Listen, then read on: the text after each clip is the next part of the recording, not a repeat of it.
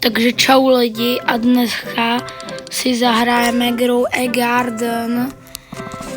Chci vám ukázat moji zahrádku. Takže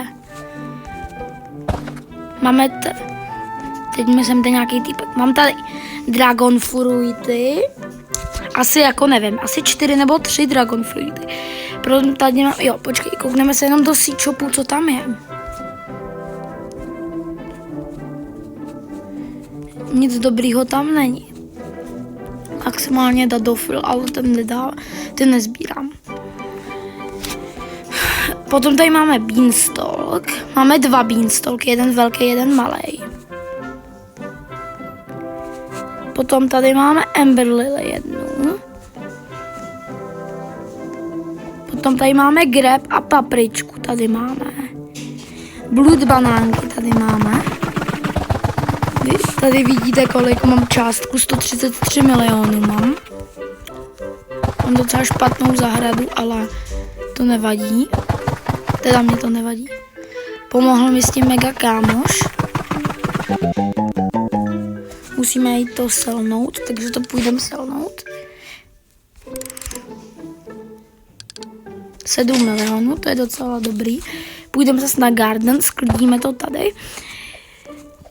A koukneme se, jestli tady není nějaký celistý rainbow beanstalk, protože celistý rainbow beanstalk já rád.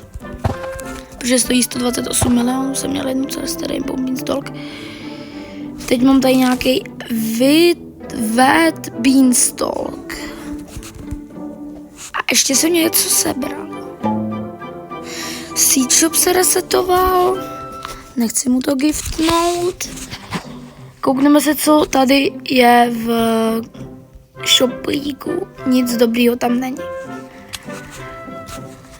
Takže se jenom takhle sebereme. Ještě dragon fruity. A ještě tady mám moon melony. Kdybyste si mě chtěli přidat do friendu menu se zelený granát 3. Teda tady ne. Tady se na počítači se jmenuji zelený granát 3 a tady se jmenuju Leon, nevím teď, jo, já si to jdu přečíst, jenom tady, takhle si to jdu přečíst. Leon se jmenuji, takže se mě když tak přidejte, mám jenom Bacon Boy a na počítači mám takový Sigma jako obličej a mám takovou jako kartičku na krku. Takže tam se mě můžete klidně přidat, tam hraju víc, ale tady hraju zase Grow a Garden.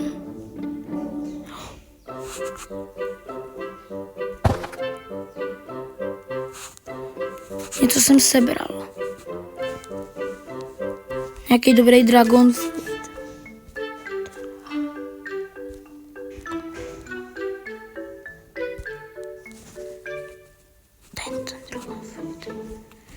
Jdeme se zeptat, kolik stojí takovýhle dragon fruit. Nevím, jestli je to úplně dobrý, ale zeptáme se, podle mě to nebude stát ani milion, ale stojí to 568, takže půl milionu. Tak Borec tady má nějakou ohrádku, jdeme se k němu kouknout do zahrádky. On má tady, jo, má tady dinosaura z toho eventu. Tady jak je event. Pet Mutantions. Tam ve prostředí je takový event, já teda z toho nic nemám. Protože jsem Grow a Garden nehrál hodně dlouho, takže nevím, co tady je. Jako. Kamoši mi říkali, že je to prej totálně mrtvá hra. Že to nehrá už ani House. Nevím, to je jako to. Co hrajete víc, Steel a Brainrot nebo Grow a Garden? Nebo něco jiného? Dejte mi vědět.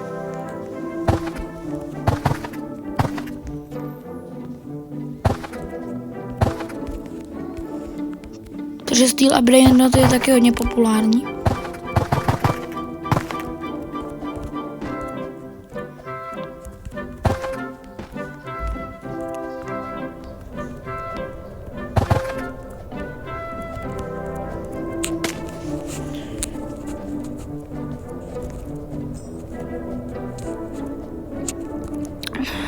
jdeme se kouknout ještě tady nahoru na to. Jo, měl jsem kokosy, ale teď nemám kokosy.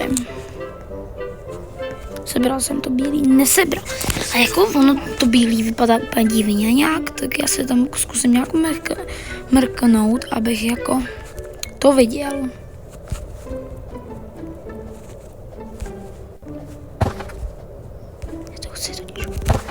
Mám to? Jo, sebral jsem to v letu.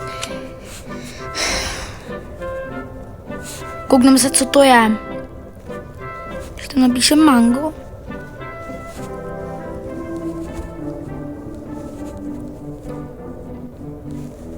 No. Tohle, že by to bylo ono. Jo, to je ono. To je Frozen Pollinated Mango. Když se silnou inventář. Přichází mi oznámení, omlouvám se, že mi přichází oznámení. Co teďka? Windy, takže hide, jo, hindy znamená, že budu mít víc šance na to, že je bude větr. Kiwi, pokud nevíte, jak získat kiwi, jo, no už jako získat asi nejde, nevím, jestli jde získat nebo ne, ale šel získat v Moonlit eventu. Když jste měli červenou noc, tak jste měli Moonlit nebo Blood It nebo Moonlit, ale když jste měli červenou noc, tak tam byly jenom shop, jo. Ale to museli jste mít sovu a tam za Moonlit a Blood It věci, tak říkáte, že mám vzít bambus? A nevím, asi ho vezmu. Protože tam může být něco dobrýho.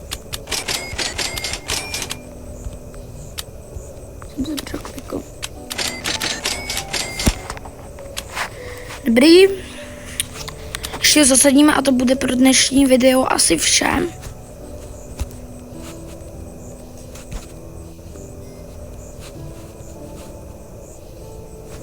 Počkej, já mám tady.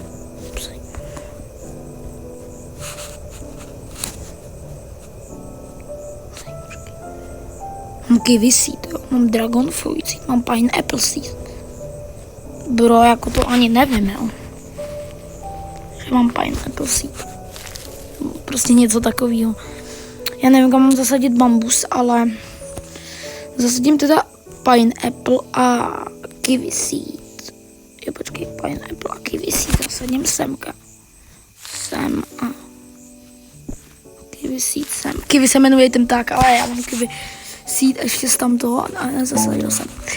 Teď se bereme ještě to, jo, on jde získat Moonlit, ale víš?